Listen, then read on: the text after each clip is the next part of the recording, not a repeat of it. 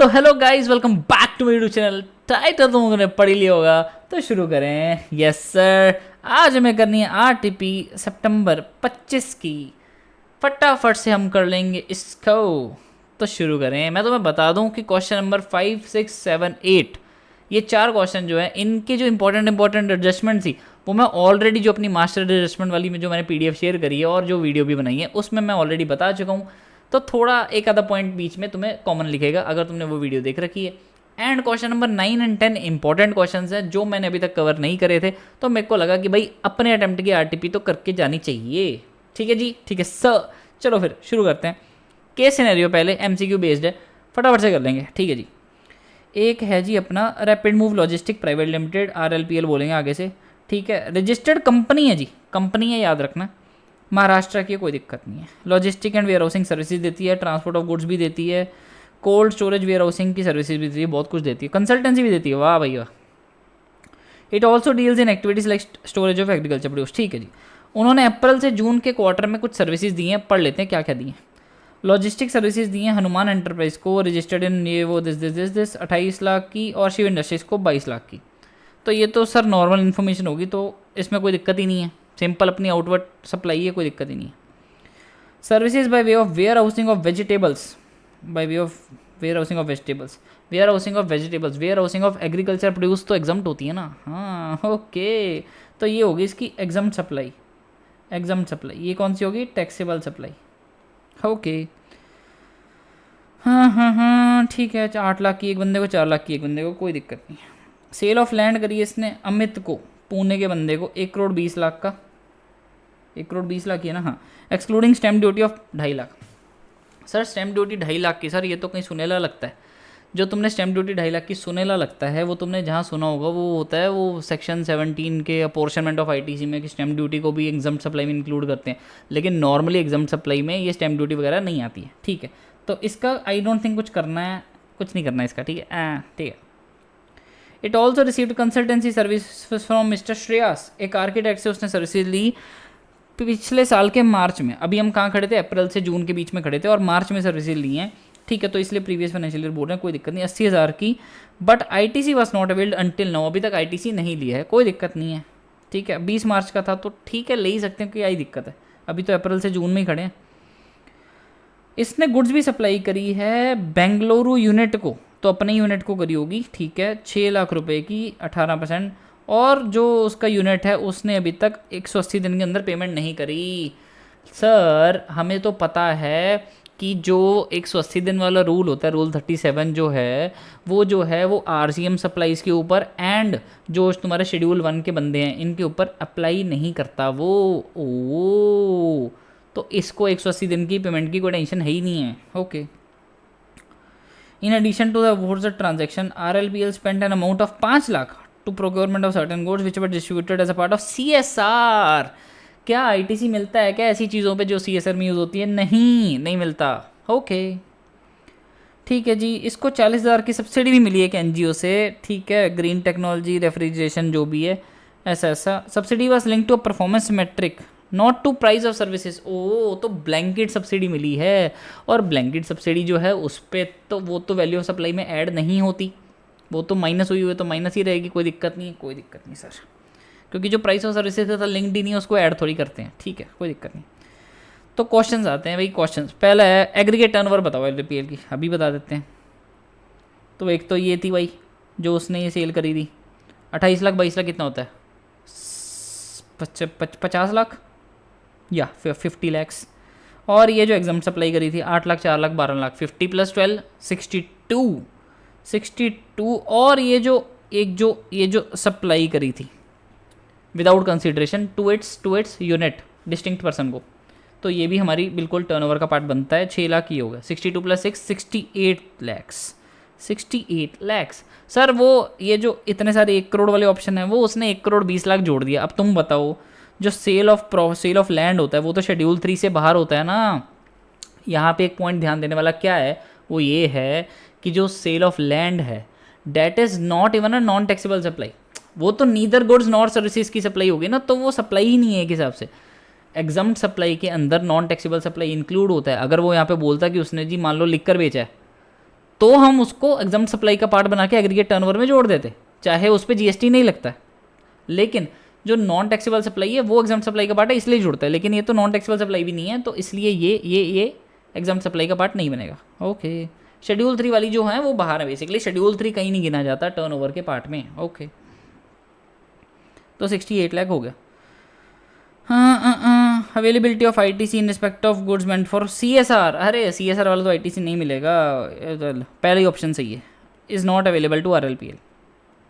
ठीक है, 50% ये वो कोई फर्क नहीं पड़ता। Okay, RLPL can claim the ITC for invoice dated up to which date of current financial year. Sir हमें पता है 30 नवंबर और date of filing of annual return whichever is earlier. कहीं एनुअल रिटर्न की डेट ऑफ फाइलिंग दी तो थी ना, अरे दी हुई है भाई। The company has been compliant, ठीक है, उसने सारे रिटर्न टाइम से भर दी और एनुअल रिटर्न भर दी उसने 15 अक्टूबर को। तो 30 नवंबर और date of filing annual return whichever is earlier, तो 15 अक्टूबर अर्लियर आ गई ना भाई, तो 15 अक्टूबर। ओके, सब्सिडी जो रिसीव हुई है उसका क्या करना है सर? उसका ये करना है, treated as part of consideration नहीं, एक्सक्लूड करेंगे क्या वैल्यू से, एज इट इज़ नॉट। हाँ बिल्कुल, इंक्लूड नहीं ना करेंगे, प्लस नहीं ना करते हम सब्सिडी। सब्सिडी इंक्लूड वाले सेक्शन में आती है ना, सेक्शन 15 सब सेक्शन 2 में, कि इंक्लूड करनी है सब्सिडी अगर तुम्हारी प्राइस लिंक्ड है और अगर तुम्हारी अदर देन सीजी और एसजी से है तो उसको ऐड करते हैं। लेकिन यहाँ पे ब्लैंकेट सब्सिडी को एक्सक्लूड ही रखते हैं, तो एक्सक्लूड करके रखेंगे हम। कौन सी पेमेंट, कौन सी स्टेटमेंट ट्रू है? अरे वही कि 180 दिन इस पे एप्लीकेबल नहीं है, 180 दिन इसके 180 दिन की रिस्ट्रिक्शन इस केस में एप्लीकेबल नहीं है। ठीक है जी, शेड्यूल 1 एंड आरसीएम सप्लाईज वाले लोगों पे एप्लीकेबल नहीं है। Okay, next question. अब इसमें तुम्हें एडजस्टमेंट देखी लगेंगी, कोई दिक्कत नहीं है। मिस्टर सागर चतुर्वेदी है, अच्छा तो कोई फर्म नहीं है, कुछ नहीं है, बंदा है सिर्फ, ठीक है। मल्टीपल सर्विसेज देता है महाराष्ट्र में और उसने फॉलोइंग सर्विसेज दी हैं, महाराष्ट्र में सर्विसेज देता, ठीक है। Transportation of students provided to Sanskar college. ओ, तो ये तो हमने कॉलेज वाली पढ़ी हुई है कि सर अगर स्कूल को करता तो हम माफ़ कर देते, क्योंकि transport, catering including mid day meals and security and housekeeping services अगर स्कूल को दे कोई बंदा तो एग्जाम्प्ट है। लेकिन इसने तो दे दी कॉलेज को, और कॉलेज के बच्चों को ट्रांसपोर्ट की ज़रूरत पड़ती है क्या? वो तो बाइक उठा के खुद चले जाते हैं, तो ये तो होगी taxable. Outward supply of services of milling of paddy into rice, ये तो स्पेसिफिकली लिखा हुआ है कि भाई milling of paddy into rice की सर्विसेज जो है वो टैक्सेबल है। क्यों?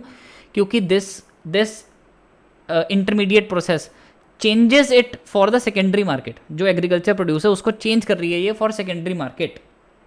ठीक है सर, ठीक है जी, ओके, तो ये भी हो गई टैक्सेबल। हाँ जी, नेक्स्ट क्या है? Receive the services by way of transportation of goods from Sindhu transporter and unregistered goods transport agency. Sir अगर जो जीटीए है वो रजिस्टर्ड भी होता तो भी क्या फ़र्क पड़ता है? मतलब अगर सामने वाला बंदा रजिस्टर्ड अंडर जीएसटी है, जो कि ये इंडिविजुअल है, तो इस पर आरसीएम लग जाता, प्रोवाइडेड ऑब्वियसली वो है ना, जीटीए ने जो है वो ऑप्शन नहीं चूज़ करा हुआ खुद टैक्स पे करने का, तो इस पर अपन क्या लग जाएगा? आरसीएम लग जाएगा इस पर, RCM. Okay. Organise a business exhibition in Gujarat for a Ramesh industries registered in Delhi. Sir organisation of events की जो सर्विसेज होती हैं ये भी हमने एडजस्टमेंट वाली में कवर कर रखा है। सर आपने बहुत कुछ एडजस्टमेंट वाली में कवर कर रखा है, मैंने तो इसके अलावा कोई मई 25, सितंबर 24, जनवरी 25, कोई भी उसकी PYQ था, MTP थी, RTP थी, सब छांट के उसमें से अच्छी एडजस्टमेंट्स वाली वीडियो में डाल रखी हैं। सर हमें ये वीडियो कहाँ मिलेगी? ये देखो ऊपर राइट साइड में, वो ऊपर राइट कॉर्नर में दिख रहा है तुम्हें, आई में लिखा आ गया एकदम से मास्टर एडजस्टमेंट्स, वो वाली देख लो वीडियो। ठीक है सर, अब चलते हैं provided training to employees of Ashiana. अब इसका तो बता दो सर। तुम्हें पता है अगर ऑर्गेनाइजेशन ऑफ बिजनेस एग्जीबिशन की सर्विसेज किसी रजिस्टर्ड पर्सन को दी जाएँ और वो भी इंडिया में हेल्ड हुआ बिजनेस एग्जीबिशन, देन उसकी प्लेस ऑफ सप्लाई क्या बनती है? Place of registered person, location of recipient, तो यहाँ पे दिल्ली बन जाएगी। ठीक है, तो अगर मैं मुंबई का हूँ तो इस पर IGST लग जाएगा, simple. Okay. Providing training to employees of Ashiana internship एक प्रोप्राइटरशिप कंसर्न है राजस्थान की which was not registered under GST। Sir training and appraisal services अगर रजिस्टर्ड पर्सन को दी जाए तो location of recipient will be the place of supply, लेकिन अगर अनरजिस्टर्ड को दी जाए then the place where the services training and appraisal services are being provided, जहाँ पे दी जा रही है वो बन जाएगी तुम्हारी प्लेस ऑफ सप्लाई। अब यहाँ पे वैसे तो क्वेश्चन ने बहुत एक्सप्लिसिटली नहीं बोला, लेकिन ऊपर बोला है ना कि वो जो है वो बहुत सारी सर्विसेज देते हैं मुंबई में, तो अपन इसलिए एज्यूम करके चल रहे हैं पेपर में आंसर में बेधड़क होकर एजम्पशन लिखाया करो, एक ब्रैकेट डालो, ब्रैकेट नहीं भी डालो, क्वेश्चन के बिल्कुल नीचे एक एजम्पशन लिखो, assumption it has been assumed that this training and employees services have been provided in Mumbai only, तो इसलिए इसकी प्लेस ऑफ सप्लाई बन जाएगी मुंबई और इस पर लग जाएगा CGST एंड SGST। ठीक है जी, ये होगी दिल्ली और ये होगी C&S, बिकॉज मुंबई ही बन जाएगी इसकी place of supply. Okay, recovery agent services to a car dealer. Sir recovery agent services अगर वो देता ना उसको बैंकिंग को तो बात अलग होती है, ये तो कार डीलर को दे दी, तो इसमें तो सिंपल कुछ भी नहीं है। ठीक है, सिंपल इस पर simple taxable under forward charge, बात खत्म, और इंट्रास्टेट ही बन जाएगी, कोई दिक्कत ही नहीं, C&S लग जाएगा। लीगल सर्विसेज ऑफेल करी हैं इसने इंडिविजुअल एडवोकेट से, तो लीगल सर्विसेज ऑब्टेन करी हैं। इसमें बहुत ज़रूरी बात जो देखने वाली होती है हमेशा, लीगल सर्विसेज के केस में कान खोल के सुन लो, ये बात ध्यान रखनी है। लीगल सर्विसेज के केस में कान खोल के सुन लो, ये बात ध्यान रखनी है, प्रीवियस फाइनेंशियल ईयर की टर्नओवर क्या है, बिकॉज अगर प्रीवियस फाइनेंशियल ईयर की टर्नओवर थ्रेशोल्ड से कम है तो तुम ये सर्विसेज एग्जम्प्ट हैं, अगर थ्रेशोल्ड से ज़्यादा है फिर तो RCM है। ठीक है सर, तो यहाँ पे नीचे लिखा हुआ है turnover of Sagar was 1.8 crore in the previous financial year, तो थ्रेशोल्ड से ऊपर है, तो इसलिए इस पे लग जाएगा भी RCM।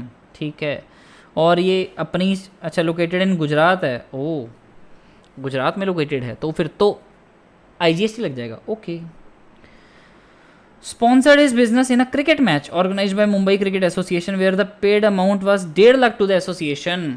सर स्पॉन्सरशिप सर्विसेज में क्या होती है, any person other than body corporate to a body corporate और partnership located in the taxable territory, तब लग जाता है RCM। अब यहाँ पे तो मैं जो स्पॉन्सरशिप सर्विसेज का रिसिपिएंट हूँ, है ना भाई, मैं तो ना बॉडी कॉर्पोरेट हूँ ना पार्टनरशिप हूँ, मैं तो इंडिविजुअल हूँ ना, तो मेरे केस में RCM नहीं लगेगा।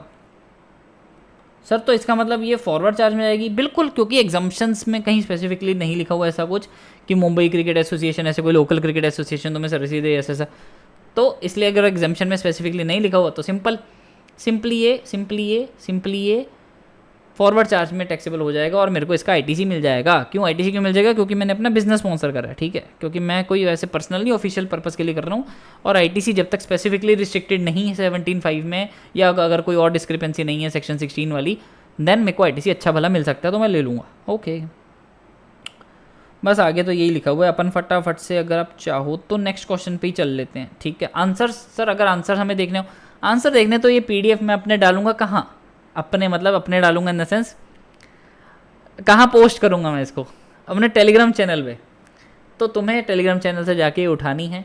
ठीक है, और क्या, फिर एनोटेटेड मिलेगी, आंसर्स देख लेना, नीचे लिखे हुए हैं, GST की निकाली हुई अलग से मैंने। Okay, Regal foundation of commerce है, इसने एक बिजनेस समिट कराया गुजरात में, जिसमें सारे स्टार्टअप्स आए थे पिच करने। Pandit jewels private limited registered in the state of Maharashtra sponsored the summit, और उसने 1.5 लाख की फ़ी पे करी। सर अगर उसने पे करी है इसका मतलब आप सप्लाई कर रहे हो, हाँ मैं स्पॉन्सरशिप सर्विसेज सप्लाई कर रहा हूँ, Regal Foundation sponsorship services supply कर रही है। You are required to determine who is the person liable to pay tax.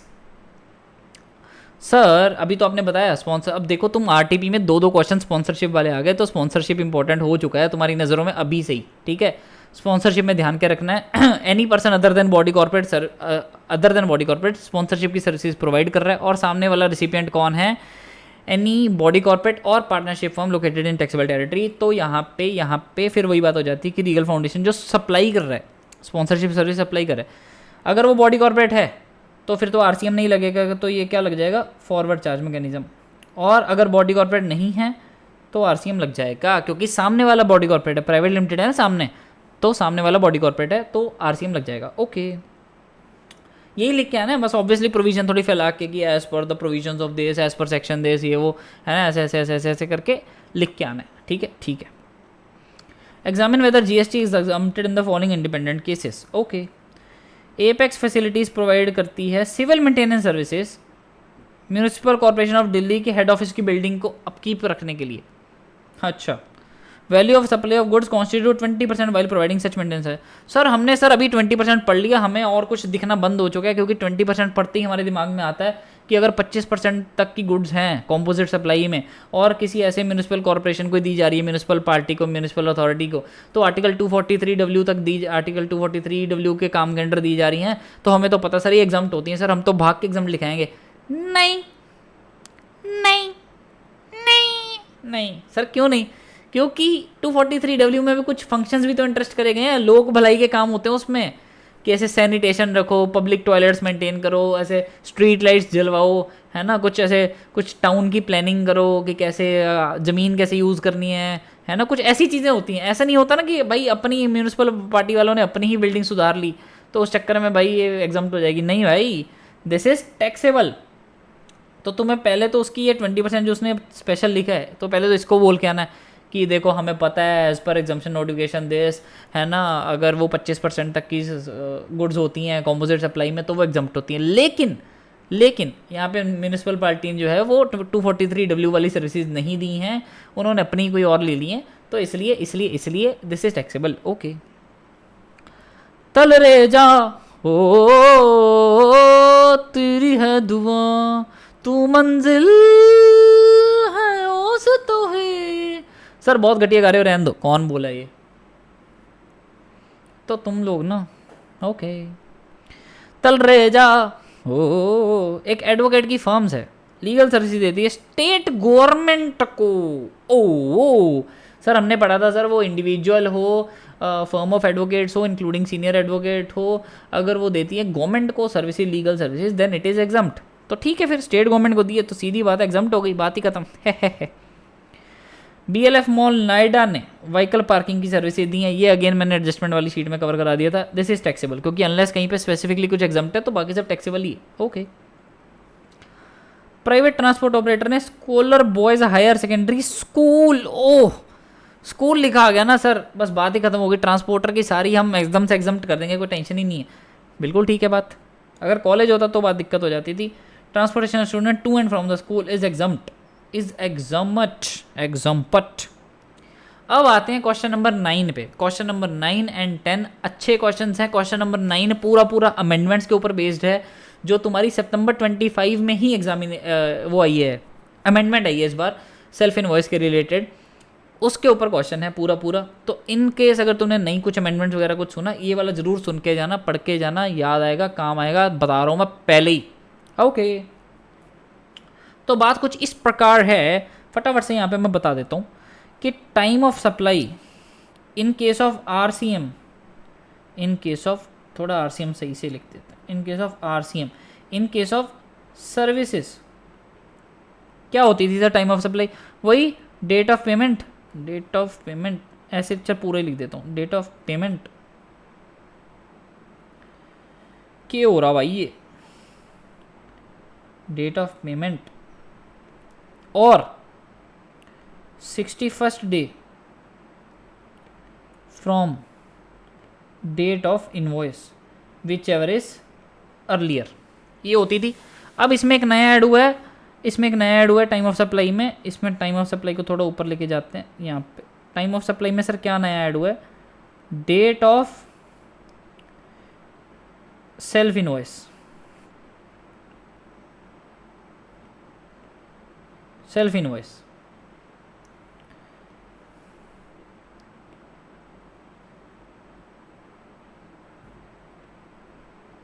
ठीक है। तो ये भी हो चुका है विच एवर इज अर्लियर, अब यहाँ पे date of self invoice, obviously जहाँ पे सेल्फ इनवॉइस रिक्वायर्ड है सर, रिक्वायर्ड कब होता है? As per section 31 sub section 3 clause F। अगर सामने वाला बंदा अनरजिस्टर्ड है तो ऑब्वियसली वो तुम्हें इनवॉइस तो कोई देने नहीं वाला, वो तो अनरजिस्टर्ड है, वो क्या इनवॉइस इशू करेगा? तो तुम्हें खुद सेल्फ इनवॉइस इशू करना होता है, डेट इज सेल्फ इनवॉइस, ठीक है। हाँ, तो इसमें अभी एक तो टाइम ऑफ सप्लाई में ये ऐड हो गया, दूसरा लॉ में क्या ऐड हुआ है? 31(3)(f) जो है वो read with the relevant rule, वो बोलता है कि भाई तुम्हें प्रोविजन ऑफ सर्विसेज, जब से तुम्हें सर्विसेज रिसीव हो चुकी हैं, उससे गुड्स और सर्विसेज जो भी रिसीव हो चुकी हैं, उससे 30 डेज़ के अंदर तुम्हें सेल्फ इनवॉइस इशू करना है, 30 डेज़ के अंदर। ओके, अब हम क्वेश्चन पढ़ लेते हैं, ठीक है, ये तो हो गया ज्ञान। अब क्वेश्चन पढ़ लेते हैं। मिस्टर मुत्तुस्वामी है, मुत्तुस्वामी एन इलेक्ट्रॉनिक डीलर है बेंगलोर कर्नाटका में रजिस्टर्ड है, उसने एक परिवहन हायर एक अनरजिस्टर्ड जीटीए को हायर करा, कोई दिक्कत नहीं, to deliver goods his goods at the place of business of customer in Jaipur, Jaipur के कस्टमर को डिलीवर करवाने के लिए, ठीक है। कर्नाटका का बंदा है, जयपुर के बंदे को करानी है, कोई दिक्कत नहीं, ठीक है। मैसेज परिवहन लॉजिस्टिक 60,000 चार्ज करे ट्रांसपोर्टेशन ऑफ गुड्स के, ठीक है।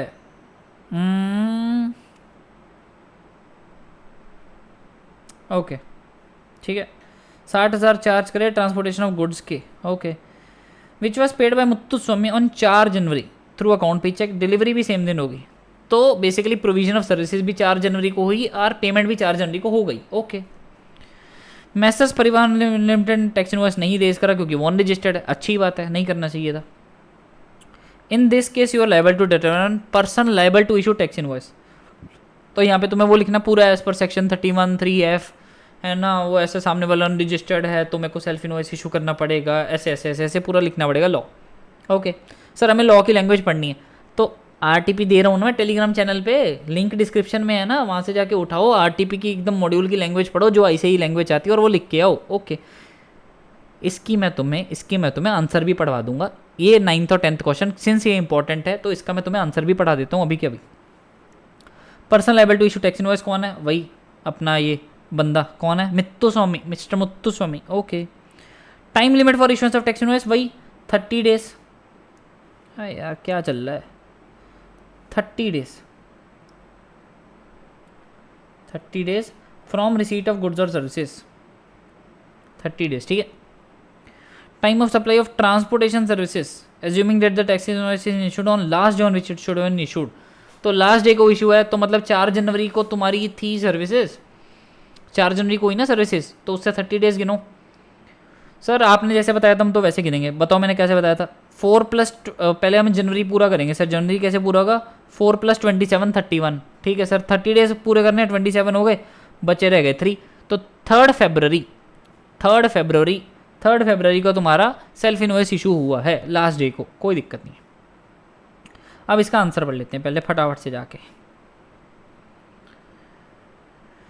अच्छा ये ऊपर वाले का भी मैं एक बार बता दूं कि वो जो मैं बता रहा था कि भाई वो पहले तुम्हें वो लिखना कि भाई 25% नहीं है तो 243 में then it would be exempt, लेकिन it is clarified by a circular कि जो सिविल मेंटेनेंस सर्विसेज हैं received for the upkeep of MCD office are not in relation to any function interested in article 243W।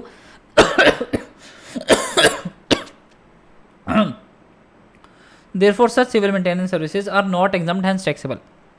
यहाँ पे मैंने एक छोटा सा ऐसे डाल दिया, ये छोटा सा ये इतनी कि मैंने ये एडिशन कर दी है ये वाली, ठीक है, कि 243G क्या बताता है और 243W क्या बताता है, ठीक है। तुम्हें पढ़ने में इजी रहेगा कि भाई अर्बन प्लानिंग हो गया, लैंड यूज़ रेगुलेशन है ना, roads and bridges and all, ये वाली चीज़ें, समाज भला, लोग भलाई है ना, समाज के काम, ना कि अपना ही ऑफिस मेंटेन करना, ठीक है। अभी हम चलते हैं क्वेश्चन नंबर 9 पे। पहले तो उसने भाई अच्छी वाली वो लिख दी कि भाई वो सेक्शन 9 सब सेक्शन 3 क्या बोलता है कि आरसीएम लगेगा, ठीक है, बात सही बोल रहा है, तो मुत्तुस्वामी रजिस्टर्ड रिसिपिएंट है तो वो आरसीएम के अंडर टैक्स पे करेगा, बात हो गई खत्म, बिल्कुल सही बात है यहाँ तक तो। अब person liable to issue tax invoice as per section 31(3)(f), registered person जो liable to pay tax under RCM है सेक्शन 9(3) या 9(4) में, वो within period as may be prescribed issue an invoice in respect of goods and services or both received by him from the supplier who is not registered. यहाँ पे बात ध्यान देने वाली है कि लॉ ये बोलता है कि भाई अगर सप्लायर अनरजिस्टर्ड है तो तुम्हें सेल्फ इनवॉइस इशू करना है, अगर रजिस्टर्ड है तो वो तो इनवॉइस देगा ही ना, कुछ तो इनवॉइस देगा ही, चाहे इस पे आरसीएम लगता है, okay. On the date of receipt of services, मतलब within prescribed period from the date of receipt of goods और सर्विसेज और बोथ, ठीक है।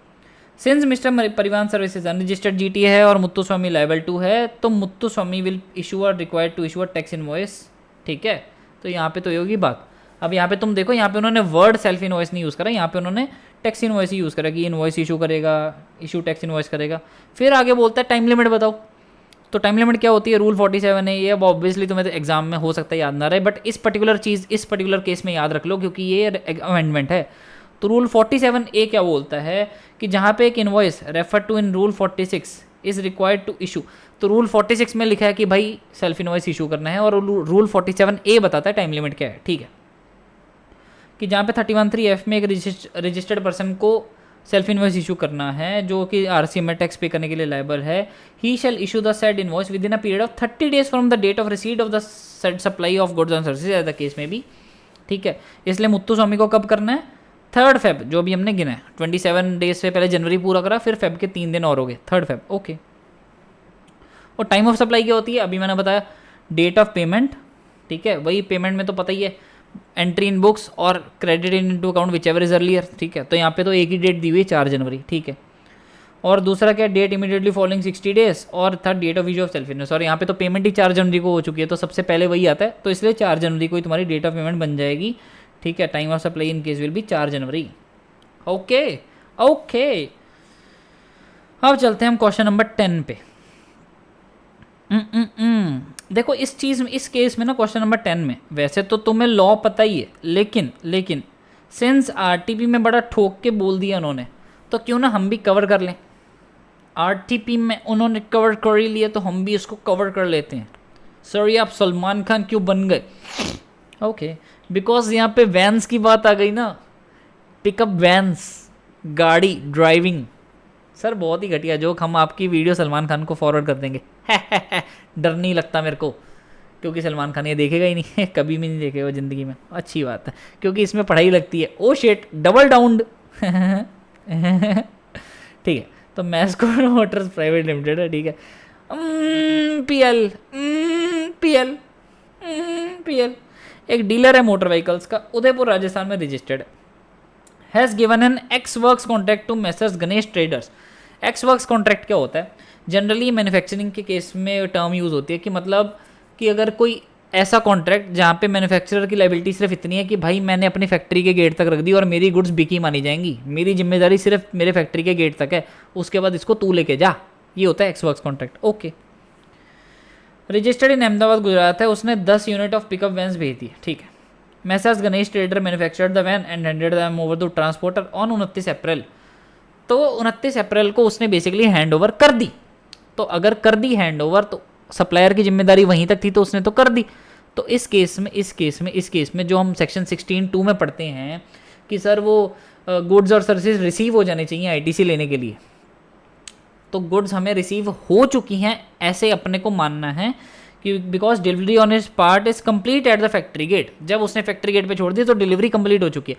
अब ऑब्वियसली तुम उसको गाड़ी को उठा के अपने शहर तक लेके आए, ठीक है, और उसने भाई इनवॉइस भी इशू कर दिया साथ के साथ ही, है ना, बुक्स में भी सेम डे में रिवॉइस हो गया, प्राइस 10 लाख ईच था और जीएसटी था 28%। ठीक है, लेकिन अब गाड़ी तुम भाई उसके फैक्ट्री गेट से अपने शोरूम तक लाने में 2 मई हो गई।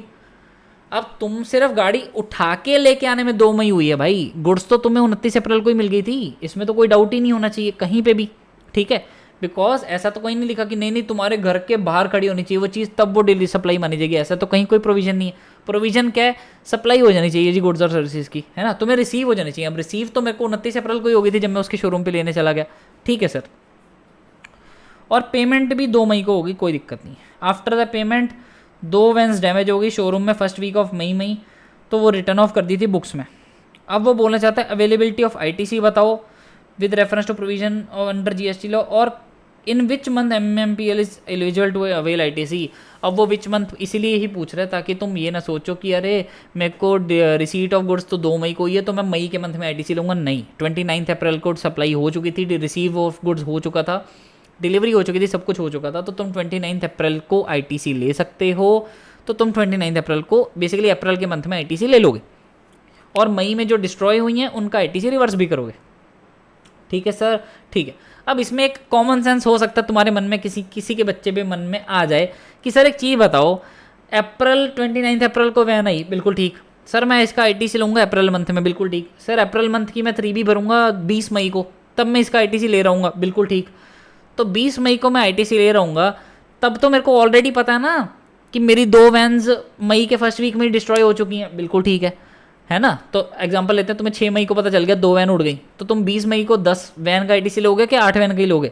सर 8 वैन का लेंगे, लेकिन एग्जाम में कॉमन सेंस अपने ही रखो साइड पे, कॉमन सेंस की बत्ती बनाओ और जेब में डालो, जेब में डालो, ठीक है, डालो जरूर जेब में, ठीक है। और उस कॉमन सेंस को साइड में रखो। और लॉ क्या बोलता है कि भाई तुम पहले अब देखो वो तुमसे बुलवाना क्या चाहता है, वो बुलवाना ये चाहता है, उसने पहले तो ये बोला ना किस मंथ में आईटीसी अवेलेबल कर सकते हो, तो तुम्हें पहले ये बताना कि भाई मेरे को तो गुड्स वो है जो है मैं मानूंगा मेरे को तो जी 29 अप्रैल को ही होगी, तो मैं इसको मान लूंगा मेरे को आ चुकी है, ठीक है। एंड हाउ मच आईटीसी, अब वो हाउ मच आईटीसी तुमसे निकलवाना ही ये चाहता है कि तुम बोलो कि नहीं नहीं पहले मेरे को पूरा आईटीसी मिल जाएगा, क्योंकि ये 17.5 में रिस्ट्रिक्टेड तो है नहीं, ये मोटर वैन्स है ना भाई, वैन्स नहीं ना रिस्ट्रिक्टेड, मोटर कार होती है ऐसा कुछ होता फिर भी सोच लेते, वैन्स तो रिस्ट्रिक्टेड नहीं होती, ठीक है कोई दिक्कत नहीं। और आईटीसी कितना अवेलेबल है वैन्स के कॉन्टेक्स्ट में, तो तुम बोलोगे कि हाँ भाई पहले 10 लाख का वो पूरी 10 वैन का 10 लाख का कितना हो गया, 10 लाख इंटू 10 100 लाख, 100 लाख का 2.5% 28 लाख, 28 लाख आईटीसी तुम पूरा लोगे, और बाद में 2/10 ऑफ 28 लाख 280 इंटू 2 560, तो 5.6 लाख तुम बाद में रिवर्स करोगे, ठीक है। ये तो हो गया लॉ। अब ऐसे ही तुम्हें लिख के आना, अब इसमें लैंग्वेज क्या लिखी है हमने आईसीए ने वो भी हम पढ़ लेते हैं फटाफट से, आधे घंटे में हमारी आरटीपी खत्म होने वाली है। सर सेक्शन 16(2) भी क्या बोलता है कि रजिस्टर्ड पर्सन आईटीसी तब तक नहीं ले सकता जब तक उसको he has received the goods और सर्विसेज और बोथ, ठीक है। और एक्सप्लेनेशन 16(2) में और क्या बोलता है कि भाई अगर मेरे बिहाफ पे किसी और ने भी रिसीव कर ली तो भी मान लिया जाएगा मैंने रिसीव कर ली, ठीक है, कि भाई डीम्ड कर दिया जाएगा उसने रिसीव कर ली गुड्स, अगर उसके बिहाफ पे उसके डायरेक्शन पे है ना, या किसी एजेंट ने या किसी ने उसके बिहाफ पे गुड्स रिसीव कर ली, ठीक है कोई दिक्कत नहीं। यहाँ पे अब थोड़ा एक वो वाला पार्ट था जो मेरे को था कि चल ठीक है भाई बच्चों के साथ डिस्कस हो जाए तो बढ़िया चीज़ है। Further it has been clarified by the circular that in case of ex works contract के कॉन्टेक्स्ट में स्पेशल एक क्लैरिफिकेशन आई होगी एक सर्कुलर के थ्रू, तो वो इसलिए उन्होंने ऐसे स्पेसिफिकली बोल दिया। तुम सर्कुलर ये वो ऐसा कुछ नहीं भी लिखे होगे तो भी चलेगा, लेकिन लिखोगे तो अब तो पता ही चल गया अगर ये सेम आ गया। और मैं बता दूं भाई आरटीपी से उठ के कभी कभार ऐसे सेम पेपर में आ जाते हैं, ठीक है। The property on the goods can be consider to have passed on the dealer. OEM के केस में ओरिजिनल इक्विपमेंट मैन्युफैक्चरर मतलब जो खुद मैन्युफैक्चर करता है, तो उन्होंने वैन्स खुद बनाई है, तो उनके केस में फैक्ट्री गेट से जैसे ही बाहर वैन्स निकली उनकी डिलीवरी खत्म, उनकी तरफ से उसकी जिम्मेदारी खत्म। तुम बाहर 2 गाड़ियाँ जो तुम आग लगाया है तुम 4 को 10 की 10 को लगा दो, उनको कोई मतलब नहीं है भाई, ठीक है। तो ओईएम के केस में over the handing over the set goods at the factory gate पे जब तुम ट्रांसफर करते हो, meaning thereby that the goods can be considered to have been delivered to the registered person. जैसे ही तुमने अपॉन हैंडलिंग करी factory gate पे डिलीवरी हो चुकी है रजिस्टर्ड पर्सन को through the transporter by the supplier at his factory gate, ठीक है, at his factory gate and the supply of the set goods have been fructified at the factory gate, okay. Even though the goods may be physically received by the registered person after the, even though उसके बाद showroom में बाद में आई है, लेकिन उसने जैसे ही transporter को पकड़ा दी 2 तारीख को, मान लिया जाएगा कि जो रिसिपिएंट के बिहाफ पे ट्रांसपोर्टर ने कलेक्ट करी है ना, बीइंग एन एजेंट और बीइंग उसकी डायरेक्शन पे रिसिपिएंट की डायरेक्शन पे ट्रांसपोर्टर ने जो वैन्स उठाई हैं, तो ट्रांसपोर्टर ने उसके बिहाफ पे उठा ली, तो मान लिया जाएगा कि उसको डिलीवरी हो चुकी है। ये ऊपर यही लिखा हुआ था ये सेक्शन की एक्सप्लेनेशन में, ये वाली कि भाई उसके बिहाफ पे जो ट्रांसपोर्टर ने उठा ली होगी ना गाड़ियाँ, उसने तो फैक्ट्री गेट पे छोड़ दिया मैन्युफैक्चरर ने, तो ट्रांसपोर्टर के बिहाफ रिसिपिएंट के बिहाफ पे जो ट्रांसपोर्टर ने उठा ली तभी के तभी डिलीवरी हो चुकी है। तो इस केस में वो वही बताना चाहते हैं, आगे तो सिंपल लिखा हुआ है, पढ़ लेना खुद ही कि भाई वो हुआ था तो वैन्स कंसीडर करी जाएंगी 29 अप्रैल को रिसीव हो गई, इवन दो वो फिजिकली मई में गई हैं, तो इनिशियली 29 अप्रैल को फुल आईटीसी 28 लाख का मिल जाएगा, ठीक है, मंथ ऑफ अप्रैल मंथ के रिटर्न में। सब्सिक्वेंटली जब वो 2 वैन्स जो है वो फायर में डिस्ट्रॉय होगी तो तुम्हें उसका आईटीसी रिवर्स करना है। सेक्शन 17(5) में स्पेसिफिकली लिखा हुआ है ITC on goods lost in fire destroyed, ये वो ऐसा, तो उनका आईटीसी नहीं मिलता, तो इसके लिए तुम्हें इसका रिवर्स करना पड़ेगा, क्योंकि तुम इस समय बता रहे हो क्वेश्चन आंसर वाले को कि हम ले चुके हैं आईटीसी, रियल लाइफ में तुम ऑब्वियसली 8 का ही लोगे, है ना भाई। तो इसलिए यहाँ पे तो तुम लिखोगे कि भाई 2 वैन्स का हम रिवर्स करेंगे, तो फिर हम बोलेंगे कि भाई आईटीसी जो है वो ऑलरेडी अवेल कर चुके हैं, तो नेक्स्ट मंथ की मई में हम उसका आईटीसी जो नॉट अवेलेबल है एज पर सेक्शन 17(5), तो हम जो है 5.6 लाख जो 2 वैन्स का आईटीसी है वो हम रिवर्स कर देंगे। गे तूने पिंक पहना तो तू गे है ठीक है। तो इसी के साथ तुम्हारी आरटीपी होती है ख़त्म। आई होप तुम्हें ये वैल्यूएबल लगी कुछ डिस्कशन हमारी, कहीं पे कुछ भी डाउट है, कुछ भी फीडबैक है, कुछ भी मेरी तारीफ़ करनी है, कुछ भी कंस्ट्रक्टिव क्रिटिसिज्म करना है, कुछ भी तुम्हें ऐसा लगता है कि सर आप ये इंप्रूव कर सकते हो, आप ये कम कर सकते हो, आप ये ज़्यादा कर सकते हो, कमेंट सेक्शन तुम्हारे लिए अवेलेबल है। और चैनल को सब्सक्राइब किए बिना गए अगर तो तुम्हारे पेपर अच्छे नहीं होंगे, ऐसा मैं कह नहीं रहा, लेकिन हो सकता है, तो तुम सब्सक्राइब कर लेना चैनल को, ठीक है। इसी के साथ हमारी आरटीपी ख़त्म होते ख़त्म। All the very best. आधे घंटे में फुल आरटीपी ख़त्म हो गई, और क्या चाहिए। ओके जी, बाय बाय, टेक केयर।